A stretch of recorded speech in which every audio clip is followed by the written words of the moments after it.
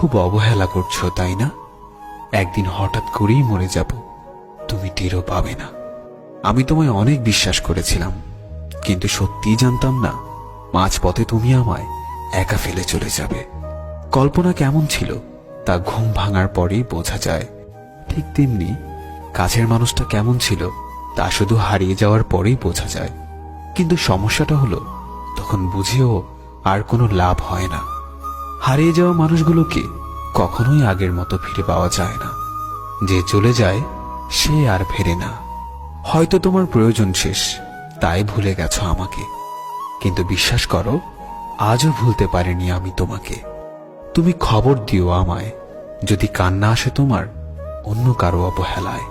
সত্যিই আমি ভালো নেই, ভালো থাকার অভিনয় করছি মাত্র।